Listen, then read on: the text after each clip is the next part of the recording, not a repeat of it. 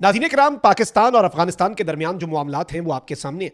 पाकिस्तान ने अपनी टेरिटरी और अपने लोगों की जान और माल के तहफ़्फ़ुज़ के लिए वो इक़दामात उठाए जो पाकिस्तान नहीं उठाना चाहता था। पाकिस्तान ने मैक्सिमम रिस्ट्रेंट का मुज़ाहिरा किया। पाकिस्तान ने वो सब कुछ किया जो शायद दुनिया का कोई मुल्क ना करता। इतना सब्र दिखाया, लेकिन जब हमारे सब्र का पैमाना लबरेज हुआ तो उसके बाद फिर हमने वही किया जो हमें करना चाहिए था। शायद बहुत पहले कर लेना चाहिए था, लेकिन हमने मौका दिया बरादर इस्लामी मुल्क को। लेकिन इस वक्त वो बरादर इस्लामी मुल्क जो है, यूं लग रहा है कि चीज़ों को समझने के बजाय वो मुकम्मल तौर पर भारत जो है उसकी साइड पर जा रहा है। और जयशंकर जो है, भारतीय वजीर खारजा जो कि होस्ट कर रहा है अफगान वजीर खारजा अमीर खान मुत्तकी को न्यू दिल्ली में, और नई दिल्ली में ये 6 रोज़ा दौरा 2021 के बाद जब से तालिबान ने हुकूमत संभाली तवील तरीन दौरा है किसी मुल्क का। और इनके वफ्द के अंदर डिप्लोमैट्स के रूप में we have the intelligence reports के अफगानिस्तान की इंटेलिजेंस एजेंसी GDI के एहलकार भी हैं, और रॉ को एक रास्ता फराहम किया जा रहा है अफगानिस्तान में एंट्री का। ये सब कुछ हमें पता है, लेकिन अब मामला जो है वो खतरनाक रुख इख्तियार कर सकता है। इस दौरे के दौरान पाकिस्तान और सऊदीया के दरमियान एक दिफाई मुआहिदा हुआ था। यहां पर एक सवाल सामने आ चुका है, और यह सवाल जयशंकर की एक स्टेटमेंट जो कि अफगान वजीर खारजा के साथ खड़े होकर भारत के minister of external affairs, Bharat के वजीर खारजा ने यह स्टेटमेंट जारी की। इस स्टेटमेंट ने मुकम्मल तौर पर मंजरनामा तब्दील कर दिया है, और अब इवन इंटरनेशनल मीडिया पर जो डिफेंस एनालिस्ट्स हैं, जो जियो पोलिटिकल सिचुएशन को समझते हैं, जो साउथ एशिया की पॉलिटिक्स को समझते हैं, वो कह रहे हैं कि जी पाकिस्तान के लिए खतरे की घंटी बज सकती है। भारत और अफगानिस्तान में दिफाई मुआहिदा हो सकता है। मैं इसकी डिटेल्स और तमाम तर जो पहलू हैं और इसकी पॉसिबिलिटीज जो हैं वो आपके सामने रखता हूं। जरा मिलकर एक्सप्लोर करने की कोशिश करते हैं कि व्हाट कैन हैपन। लेकिन उससे पहले अगर अभी तक आपने वीडियो को लाइक नहीं किया, लाइक जरूर कर दें। कमेंट सेक्शन में पाकिस्तान जिंदाबाद का नारा आपने लाजमी कमेंट करना है, और अगर चैनल को आपने सब्सक्राइब नहीं किया तो लाजमी सब्सक्राइब भी कर लें। नाज़रीन किराम, रात को हमारे सामने कुछ खबरें आई कि पहले तो ये था कि जब से पाकिस्तान ने ये एयर स्ट्राइक्स की हैं, खैर DGISPR ने एम्बिगिटी छोड़ी है, ना एक्सेप्ट किया ना डिनाई किया, लेकिन ये बता दिया कि जो हमें करना जरूरी था वो हमने किया भी और आइंदा भी करेंगे। और ये स्ट्राइक्स जो हैं ये बिगिनिंग है, ये एंड नहीं है, ये भी मैं आपको बता दूं। This is the new normal. Afghanistan ने चाहा कि न्यू नॉर्मल ये हो कि अफगानिस्तान की सरजमीन पाकिस्तान के खिलाफ इस्तेमाल हो, तो अब ये भी एक न्यू नॉर्मल है।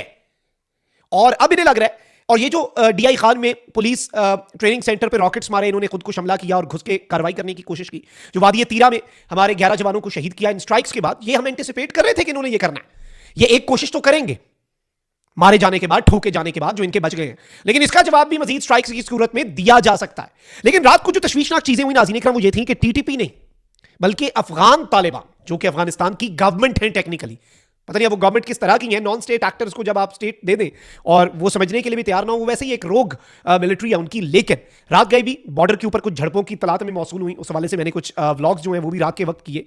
और पाकिस्तान और अफगानिस्तान की बॉर्डर फोर्सेज जो हैं उन्होंने नॉर्थ वजीरिस्तान डिस्ट्रिक्ट के करीब जो गुलाम खान का एरिया है वहाँ पर, और इसके साथ साथ कुछ और जगहों के ऊपर भी हैवी एक्सचेंज ऑफ फायर जो है वो मिरान शाह में पाकिस्तान आर्मी और अफगान फोर्सेज के दरमियान रिपोर्ट हुआ, और हैवी वेपन्स जो हैं उनके हवाले से भी कुछ इत्तलात सामने आई, और ये बताया गया कि जी सिचुएशन जो है वो अगले मोर्चों पे टेंस है। पाकिस्तान मुकम्मल तौर पे तैयार है। आपको अंदाजा होना चाहिए कि पाकिस्तान किस चीज के लिए कैपेबल है। ये TTP BLA ये तो प्रॉक्सीज है ना इंडिया की, हमने इंडिया को भी फेंटा लगा के, और ज्यादा दूर नहीं, मई 2025 में।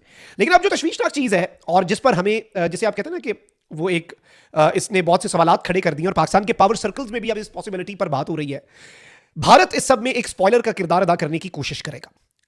जयशंकर ने जो अफगान वजीर खारजा को बुलाया, अफगान वजीर खारजा ने नई दिल्ली में बैठकर पाकिस्तान को वार्निंग दी कि पाकिस्तान ने जो स्ट्राइक्स की हैं। लेकिन अब नाज़रीन इकराम, इंपॉर्टेंट चीज ये है कि भारतीय मीडिया कह रहा है कि Jaishankar declares India Taliban alliance against Pakistan after Kabul attack, और उसने कहा है कि we face a common threat. अब ये जो we face a common threat, हमें एक ही जगह से खतरा है, यानी हमारा दुश्मन एक है, ये जयशंकर ने कहा। और इसने उसके साथ खड़े होकर रेयर और अनएक्सपेक्टेड ये डिप्लोमेटिक एंगेजमेंट थी, और इसके अंदर उसने ये स्टेटमेंट जारी की कि भाई हमारा जो थ्रेट है वो तो एक ही है, यानी उसने कहा कि हमारा दुश्मन एक है।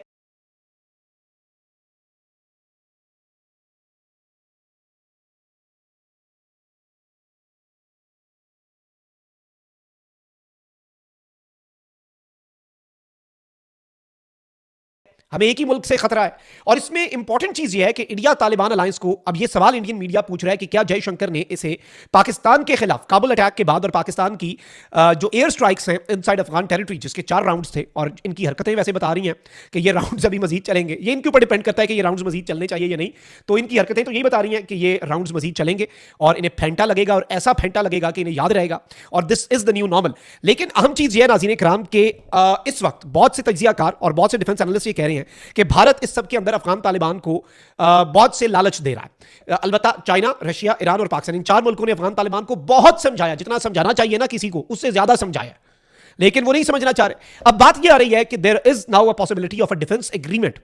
अब ये नहीं इल्म कि वो उस लेवल का होता है जो पाकिस्तान और सऊदीया का है कि भाई attack on one is attack on both, लेकिन किसी ना किसी तर्ज का कोई डिफेंस एग्रीमेंट जिसमें मिलकर दोनों मुल्क जो हैं यानी अफगानिस्तान में पाकिस्तान की जो स्ट्राइक्स हैं उनसे बचने के लिए अफगान तालिबान जो हैं वो भारत का साथ है। वैसे तो नूर वली महसूद जो टीटीपी वाला है ना, जो नाम निहाद मुफ्ती अपने आप को कहता है, उसने एक फतवा दिया जो मुझे खेज है। कहता है कि एक इस्लामिक कंट्री पाकिस्तान, चले वो कहते हैं ना कि यहां पे इस्लाम कंप्लीटली फॉलो नहीं हो रहा, ठीक है, लेकिन चले यही कह लें, लेकिन पाकिस्तान के खिलाफ भारत में हो रहा है इस्लाम फॉलो, भारत मुसलमान मुल्क है, लेकिन उसने कहा कि भाई मुशरिकों से मदद लेना जायज है।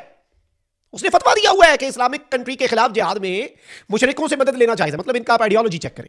तो अब ये जो अफगानिस्तान वाले महमूद गजनवी हैं, ये सोमनाथ के मंदिर जो हैं उनके लिए नई दिल्ली गए हैं, लेकिन ये वो काम नहीं करेंगे जो ये अपनी परसेप्शन बनाते हैं। ये उनके साथ दिफाई मुआहदा या कोई इस तरह की चीज जो कि पाकिस्तान के लिए प्रॉब्लमैटिक हो, भारत इस वक्त कोशिश पूरी कर रहा है। और वैसे भी भारत की ये कोशिश ही थी, और भारत ने ये करना ही था कि उसने टू फ्रंट वॉर पाकिस्तान पे वेज करनी थी। पाकिस्तान ने प्रोएक्टिवली इसका तदारुक कर लिया, और इनकी कोई हरकत करने से पहले ही पाकिस्तान ने रंदा फेर के इन्हें मैसेज दे दिया कि भाई तुम जो हरकतें कर रहे हो हमें सब पता है। और हमें यह भी पता था कि इनकी GDI general directorate of intelligence जो है अफगानिस्तान की, उसके एहलकार अमीर खान मुत्तकी के डेलीगेशन के अंदर घुस के गए हैं। और फिर आप नई दिल्ली में बैठ के हमें सोवियत यूनियन, अमेरिका, नेटो और अंग्रेज की मिसालें दे रहे हैं कि अफगानिस्तान में ये हुआ। इन सब के अंदर पाकिस्तान का रोल तो समझे।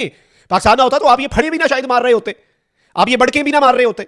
और भारत जो है वो पहले खुद वेस्ट का अलायकार बना रहा, गंदा हुआ, अब वो अफगानिस्तान को अपना अलायकार बना रहा है। बांग्लादेश को पहले अपनी प्रॉक्सी के तौर पर यूज किया, बांग्लादेश ने आंखें दिखाई, अब अफगानिस्तान को वो अपनी प्रॉक्सी के तौर पर यूज कर रहा है। और इस सब के अंदर अब ये अफगान तालिबान का एक बहुत बड़ा इम्तिहान है कि उनकी जो एक आइडियोलॉजिकल स्टैंडिंग जो वो बताते हैं अब है या नहीं, लेकिन वो मुकम्मल तौर पर डैमेज हो जाएगी अगर इन्होंने किसी डिफेंस एग्रीमेंट की तरफ कदम बढ़ाया। And this is a very huge development, mark my words. और पाकिस्तान भी इस डेवलपमेंट को बहुत क्लोजली ऑब्जर्व कर रहा है। Our intelligence is active right now, completely active in all sense. और पाकिस्तान जो है वो अभी बहुत से बड़े सरप्राइजेस जो है उनकी तैयारी कर रहा है। और strikes are not over yet, ये भी मैं आपको खबर दे रहा हूं। और मैं पिछले तकरीबन 2 हफ्ते से कह रहा हूं कि पाकिस्तान एयरफोर्स टारगेट लॉक कर रही है।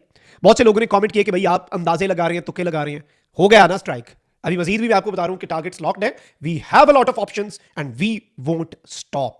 ये खबर है असल। अल्लाह निगहबान, पाकिस्तान जिंदाबाद।